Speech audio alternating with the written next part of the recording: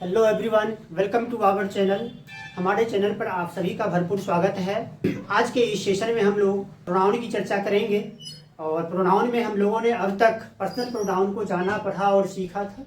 और आज की शुरुआत हम लोग करेंगे क्या, रिफ्लेक्सिव प्रोनाउन से। यानी कि नंबर जो प्रोनाउन है रिफ्लेक्सिव प्रोनाउन, इस रिफ्लेक्सिव प्रोनाउन की शुरुआत हम लोग करेंगे। रिफ्लेक्सिव प्रोनाउंस,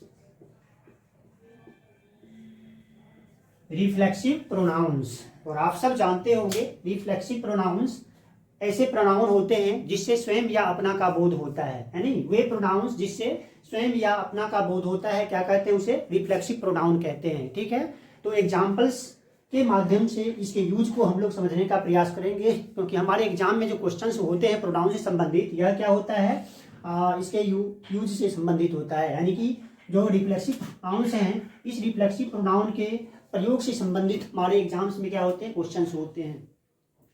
एज डिफिनेशंस के रूप में आप सबने देखा कि रिफ्लेक्सिव प्रोनाउन वे प्रोनाउंस होते हैं जिससे स्वयं या अपना का बोध होता है। और एग्जाम्पल्स भी आप देखेंगे तो इसमें क्या होता है, क्या कि इसे माई से बनता है क्या, माई सेल्फ।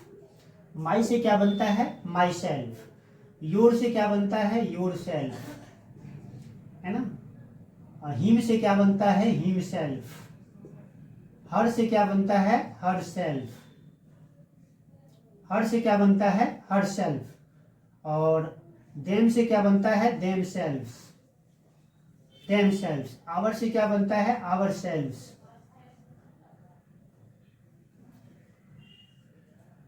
आवर सेल्फ्स। इस तरह से आप देखेंगे ये जो प्रोनाउंस बनता है, आप स्क्रीन पर देख रहे होंगे, यह माई सेल्फ है। यह माई सेल्फ बना होता है क्या, एक तो माई प्लस क्या हो गया, सेल्फ। नहीं, दूसरा आप देखेंगे योर प्लस क्या, सेल्फ। योर से सेल्फ जुड़ करके बनाया क्या, योर सेल्फ। हिम सेल्फ क्या बनाया, हिम और सेल्फ मिल करके बना दिया क्या, हिम सेल्फ। ठीक उसी तरह से हर देखेंगे, हर प्लस क्या हो गया, सेल्फ, बन गया क्या, हर सेल्फ। ठीक उसी तरह से थर्ड पर्सन प्लूरल नंबर में क्या, देम, और यह साथ क्या जुड़ा, सेल्व्स, क्या बन गया, देम सेल्व्स। ठीक उसी तरह से आवर और सेल्फ मिलकर क्या बना दिया, आवर सेल्व्स। नहीं, इस तरह से आप देखेंगे ये जो प्रोनाउन है, my, yourself, himself, herself, themself, ourself, सभी क्या है, रिफ्लेक्सिव प्रोनाउन है। क्या है, रिफ्लेक्सिव प्रोनाउन। और इसका निर्माण कैसे हुआ, आपने देखा, पजेसिव प्लस सेल्फ लगा, पजेसिव प्लस सेल्फ लगा, सभी के सभी देखते हैं। ये चाहे ऑब्जेक्टिव के रूप में हो या फिर पजेसिव के रूप में हो, सब मिलकर के बनाता है क्या, एक ऐसा प्रोनाउन जिससे स्वयं या अपना का बोध होता है। योर से, योर सेल्फ से बना योर सेल्फ, हिम सेल्फ से बना हिम सेल्फ, हर और सेल्फ से बना हर सेल्फ, देम और सेल्फ से बना देम सेल्फ, आवर और सेल्फ से बना क्या, आवर सेल्फ। ठीक है, अब ये तो निर्माण हम लोगों ने देख लिया, रिफ्लेक्सिव प्रोनाउन निर्माण कैसे होगा। अब हम लोग इसका यूज करेंगे। अब हम लोग क्या करेंगे, इसका यूज करेंगे, यूज ऑफ रिफ्लेक्सिव प्रोनाउन। अब इसके प्रयोग को हम लोग अच्छी तरह से देखेंगे। अब प्रयोग, use of reflexive pronoun, use of reflexive pronouns, use of reflexive pronouns, use of reflexive pronouns. अब फर्स्ट सेंटेंस हम लोग लेंगे, आई went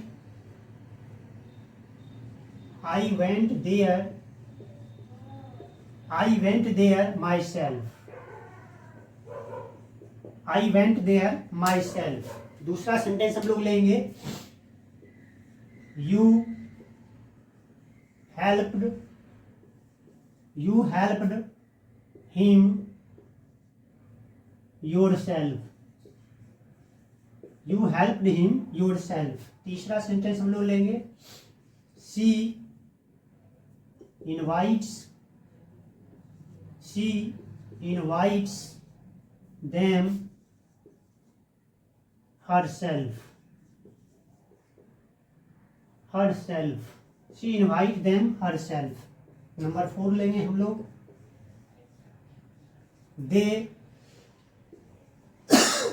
they called us themselves, themselves। Number 5 sentence लेंगे हम लोग।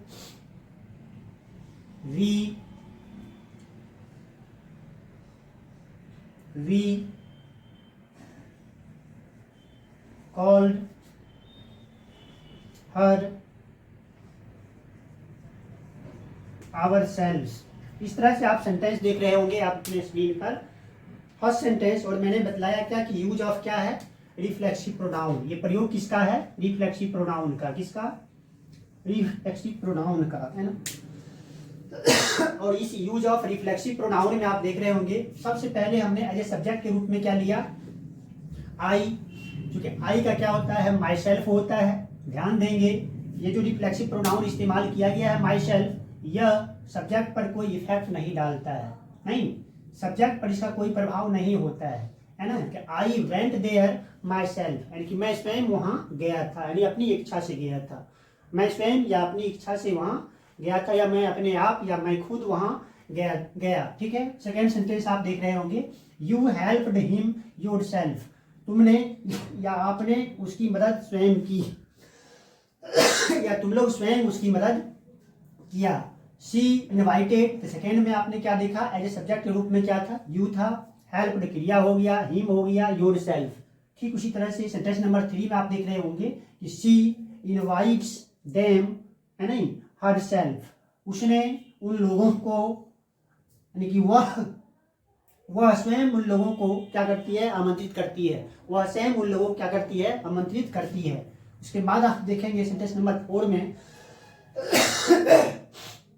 सॉरी सेंटेंस नंबर 4 में आप देख रहे होंगे एज ए सब्जेक्ट के रूप में क्या है, दे है। दे कॉल्ड अस देमसेल्व्स, है नहीं। उन लोगों ने हम लोगों को, है नहीं, स्वयं जो है सो बुलाया या पुकारा। लास्ट सेंटेंस आप देख रहे होंगे एज ए सब्जेक्ट के रूप में क्या है, वी क्या है, subject. We called her ourselves, हम लोगों ने स्वयं उसे क्या किया, बुलाया। हम लोगों ने स्वयं उसे बुलाया। इसमें सारे सेंटेंस में आप देख रहे होंगे ये जो इस्तेमाल किया गया है, myself, yourself, herself, themselves, और फिर क्या, आवर सेल्फ, ये सभी के सभी क्या है, रिफ्लेक्सिव प्रोनाउन है। कैसे इस्तेमाल करेंगे, ध्यान रखेंगे। हमेशा क्या होगा, सब्जेक्ट और वर्ब के बाद आप उसका इस्तेमाल कर लेंगे, या फिर सेंटेंस के लास्ट में होता है। लेकिन जहां कहीं भी होगा यह क्या होगा, रिफ्लेक्सिव प्रोनाउन के रूप में होगा। किस रूप में होगा, रिफ्लेक्सिव प्रोनाउन के रूप में होगा। ठीक है। चलिए आगे बढ़ते हैं और देखते हैं कि दूसरे प्रोनाउन का इस्तेमाल कहाँ और कैसे हम लोग करेंगे। उम्मीद है कि ये रिफ्लेक्सिव प्रोनाउन आप सभी समझ पाए होंगे, जहां पे या रिफ्लेक्सिव है या सब्जेक्ट पर कोई जोर नहीं डालता है। ठीक इसी तरह का आप देखेंगे एक और प्रोनाउन होता है जिसको क्या कहते हैं, इम्फेटिक प्रोनाउन, है नहीं। और सेम एग्जाम्पल उसका भी होता है क्या, जिस तरह से रिफ्लेक्सिव प्रोनाउन का आपने एग्जाम्पल देखा, सेम टू सेम स्पेलिंग के साथ क्या इम्फेटिक प्रोनाउन होता है ना। और लेकिन इस दोनों के प्रयोग में देखिए डिफरेंट है। अब देख लीजिए, ठीक इसके बाद देख लें क्या, इम्फेटिक प्रोनाउन। इम्फेटिक प्रोनाउंस, या इम्फेटिक प्रोनाउंस भी आप देखेंगे, है ना। Emphatic pronoun same to same वही एग्जाम्पल्स होते हैं ना। तो इम्फेटिक प्रोनाउंस होता है क्या है कि वे प्रोनाउंस जो सेंटेंस में प्रयुक्त होकर के क्या करता है, सब्जेक्ट पर जोर डालता हो, यानी सब्जेक्ट पर क्या करता है, जोर डालता हो। यदि सब्जेक्ट पर कोई प्रभाव पड़ता है इस प्रोनाउन से, तो कहेंगे क्या, उसे इम्फेटिक प्रोनाउन। एग्जाम्पल की बात करेंगे, इसका भी एग्जाम्पल क्या होता है, माई सेल्फ होता है, योर सेल्फ होता है, हिम सेल्फ होता है, हर सेल्फ होता है, देम सेल्फ हो जाता है, आवर सेल्फ हो जाता है। एग्जाम्पल सेम टू सेम क्या होगा, रिफ्लेक्सिव प्रोनाउन की तरह ही होगा। लेकिन इसके बावजूद भी मतलब स्पेलिंग सेम है, प्रोनाउंसिएशन यानी उच्चारण सेम है, इसके बाद क्या होता है, उसका प्रयोग क्या होता है, अलग होता है। एक सब्जेक्ट पर प्रभाव नहीं डालता है, दूसरा प्रोनाउन क्या है, सब्जेक्ट पर प्रभाव डालता है। यदि कोई प्रोनाउन जो है सब्जेक्ट पर प्रभाव डालता है, कहेंगे क्या, उसे इम्फेटिक प्रोनाउन। कैसे, एग्जाम्पल के माध्यम से हम लोग इस चीज को क्लियर करेंगे। Example number 1, she her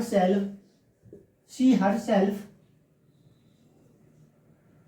goes to college. Number 2,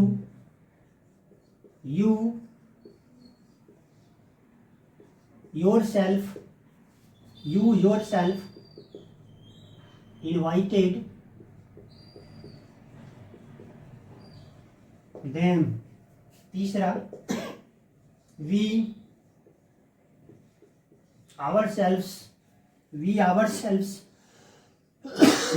we ourselves called her, we ourselves called her.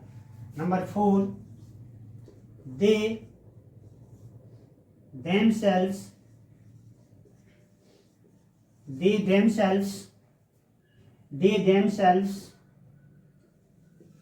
went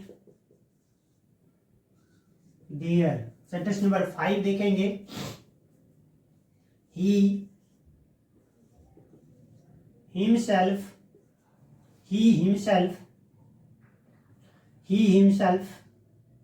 wrote this story.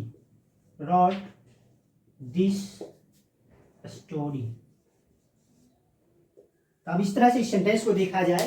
Sentence आप देखेंगे तो आपको पता चलेगा कि ठीक इसके पहले का जो प्रोनाउन आप लोगों ने देखा था, क्या था वो? Reflexive pronoun. लेकिन यहाँ पर ये क्या है? इम्फेटिक प्रोनाउन है। स्पेलिंग आप देख रहे होंगे सेम है नहीं? जो स्पेलिंग आपने रिफ्लेक्सिव प्रोनाउन में देखा था, सेम वही प्रोनाउन यहाँ पर भी है नहीं? और इस स्पेलिंग को देख करके, सेम वर्ड को देख करके कोई कंफ्यूज नहीं करेंगे, क्योंकि देखने और पढ़ने और बोलने में क्या है? एक जैसा है। एक जैसा रहते हुए भी इसका इस्तेमाल, इसका यूज जो सेंटेंस में होता है अलग अर्थों में होता है। और ये अर्थ इसका अलग कैसे है, या सेंटेंस के माध्यम से आप देख रहे होंगे।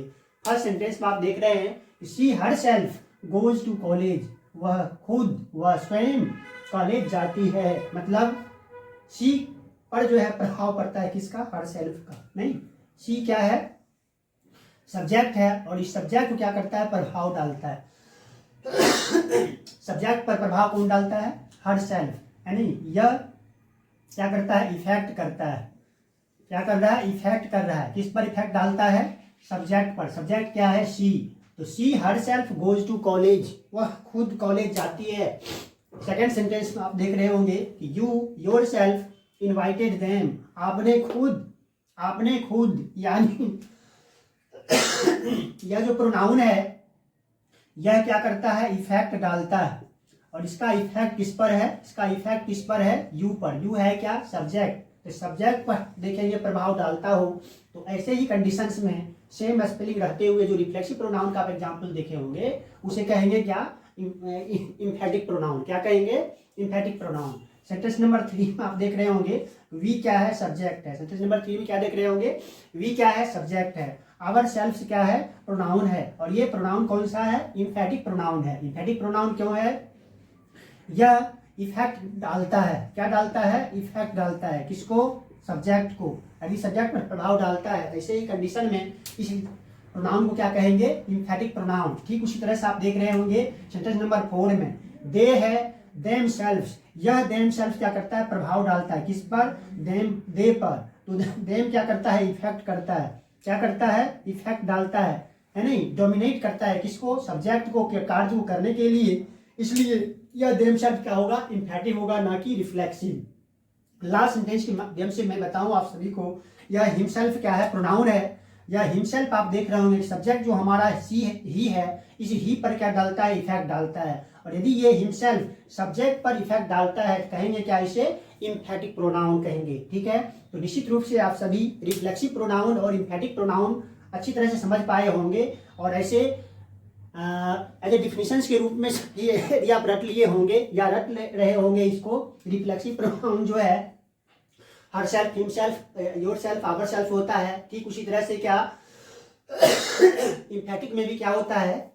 हर सेल्फ होता है, हिमसेल्फ होता है, आवरसेल्फ होता है। शायद आपको समझ में नहीं आएगा, और हमें उम्मीद है यह आप इम्फेटिक प्रोनाउंस और फिर रिफ्लेक्सिव प्रोनाउन के अंतर को अच्छी तरह समझे होंगे इस सेंटेंस के माध्यम से। आगे बढ़ेंगे हम लोग इन तथ्यों के साथ। और नेक्स्ट प्रोनाउन जो हम लोग का होगा वो क्या होगा? डिमॉन्स्ट्रेटिव प्रोनाउन होगा। अगला प्रोनाउन हम लोग आज के सेशन में देखेंगे, और वह प्रोनाउन क्या होगा? डिमॉन्स्ट्रेटिव प्रोनाउन होगा। और सभी का हम लोग यूज से समझेंगे, क्योंकि हमारे एग्जाम्स में जो क्वेश्चंस होते हैं कोई डिफिनीशंस नहीं होता है। डिफिनीशंस सिर्फ हमें सीखने में मदद करता है।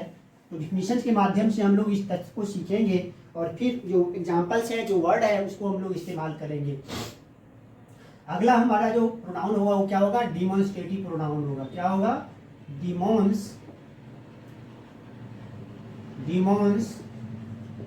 डेमोन्स्ट्रेटिव प्रोनाउंस,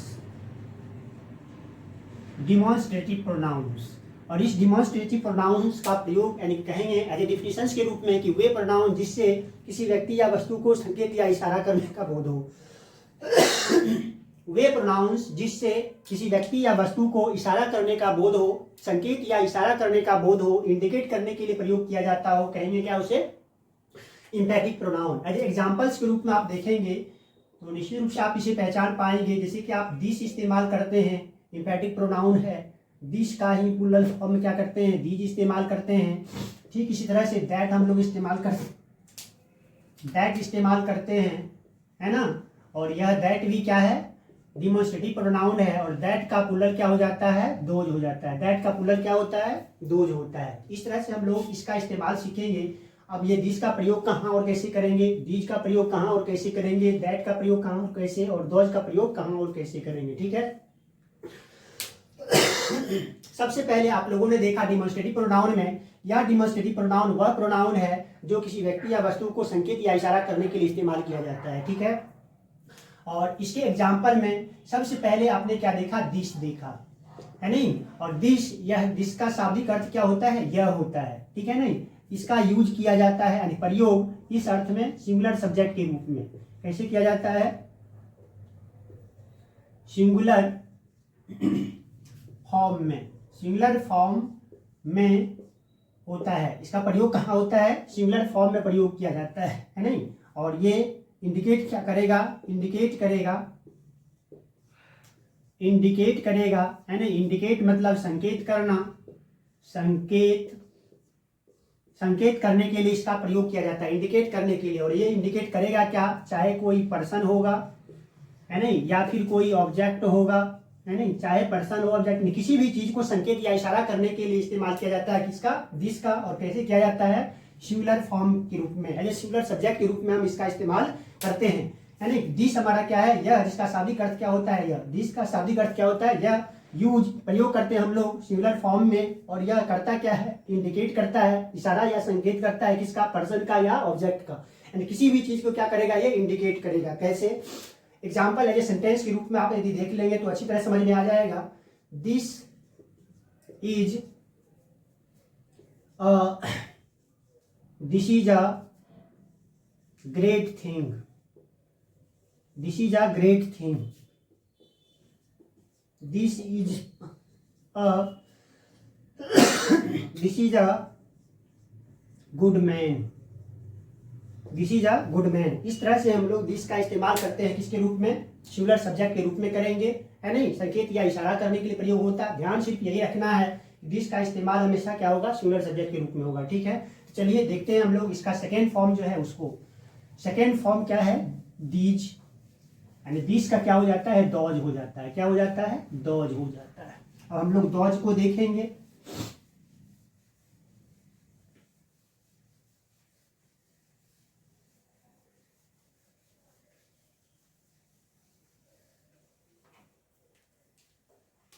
दिस का प्लूरल क्या हो गया? दीज हो गया। ठीक है। इसका मीनिंग क्या हो जाता है? या तो ये के अर्थ में होगा, या ये सभी इसका अर्थ आता है। ये या ये सभी के अर्थ में इसका इस्तेमाल किया जाता है। ध्यान रखेंगे अर्थ इसका यही होगा, लेकिन यह क्या होगा? प्लूरल सब्जेक्ट के रूप में प्रयोग किया जाएगा, प्लूरल फॉर्म में प्रयोग किया जाएगा। प्लूरल फॉर्म, है नहीं। प्लूरल फॉर्म या सब्जेक्ट के रूप में इस्तेमाल किया जाएगा। प्लूरल फॉर्म या सब्जेक्ट के रूप में इसका इस्तेमाल किया जाता है। प्लूरल फॉर्म या सब्जेक्ट के रूप में इसका इस्तेमाल किया जाता है। ठीक है। एग्जाम्पल देखेंगे तो ये चीजें बिल्कुल क्लियर हो जाएगा। These are our friends. These are our friends. These are good books. These are good books. These are flowers. These are flowers. एक और एग्जाम्पल लेंगे। These are good doctors.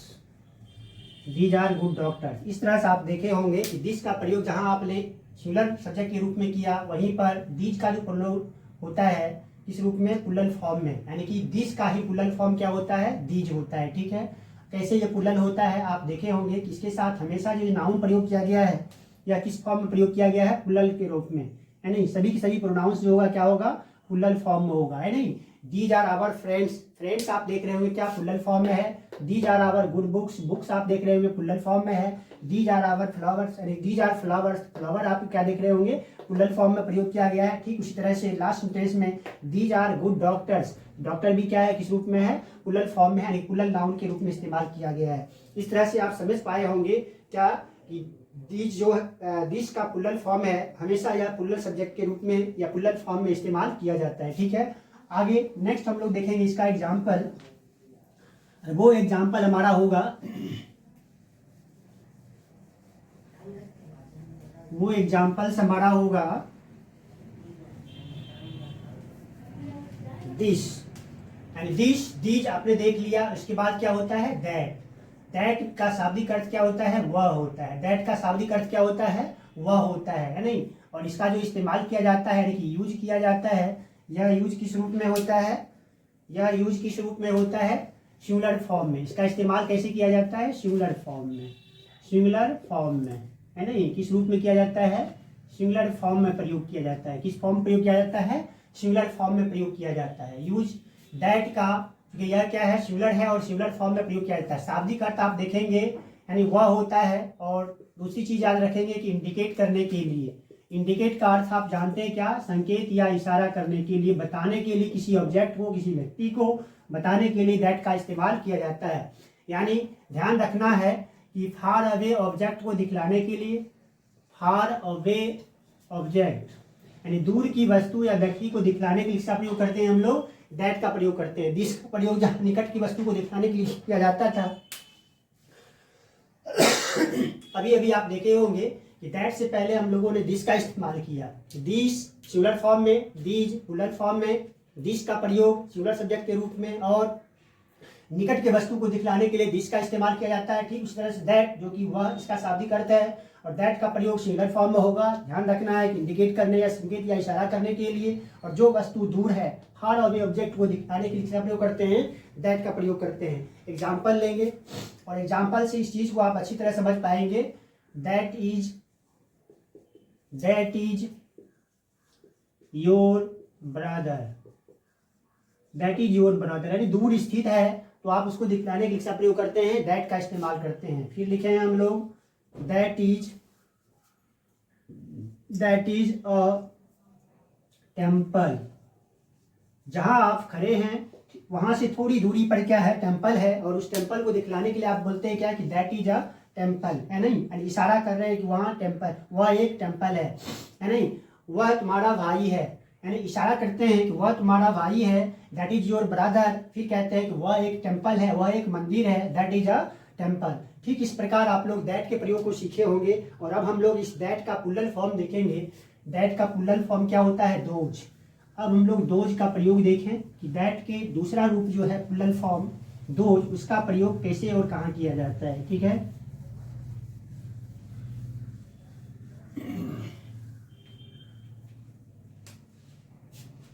That का प्लूरल फॉर्म क्या होता है, those होता है। क्या होता है, दोज। इसका अर्थ क्या हो जाता है, शाब्दिक अर्थ होता है वे या वे सभी, वे या वे सभी। शाब्दिक अर्थ इसका क्या होता है, वे या वे सभी। और आप सबको पता है यह क्या है, दैट का प्लूरल फॉर्म है, दैट का प्लूरल फॉर्म है, प्लूरल फॉर्म है नहीं। दैट का प्लूरल फॉर्म है। इसका प्रयोग किस रूप में, प्लूरल सब्जेक्ट के रूप में, है नहीं। किस रूप में, प्लूरल सब्जेक्ट के रूप में इस्तेमाल किया जाएगा। और फार अवे ऑब्जेक्ट होगा तो उसको दिखलाने के लिए, फार अवे मतलब अपने से दूर, अपने से दूर यदि कोई व्यक्ति या वस्तु है तो उसे दिखलाने के लिए इसका प्रयोग करेंगे, दोज का प्रयोग करेंगे, फार अवे ऑब्जेक्ट। ठीक है, इस प्रयोग को हम लोग देखेंगे कि जिस तरह से दैट क्या होता था, सिंगुलर फॉर्म में यूज होता था, ठीक उसी तरह से दैट का ही ये क्या है, प्लूरल फॉर्म है। इसका इस्तेमाल कैसे किया जाता है, दूर के ऑब्जेक्ट को दिखलाने के लिए प्लूरल फॉर्म में किया जाता है। फार अवे ऑब्जेक्ट दिखलाएगा या पर्सन होगा, कोई भी चीज होगा, प्लूरल सब्जेक्ट के रूप में होगा। दैट का ही ये क्या है, प्लूरल फॉर्म है। एग्जांपल्स लेंगे हम लोग इसका।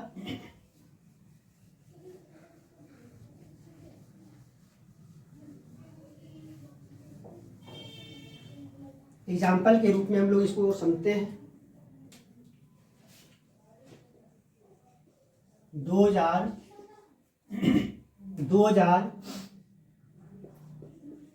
Very good players. 2000 very good players. दूसरा एग्जाम्पल लेंगे 2000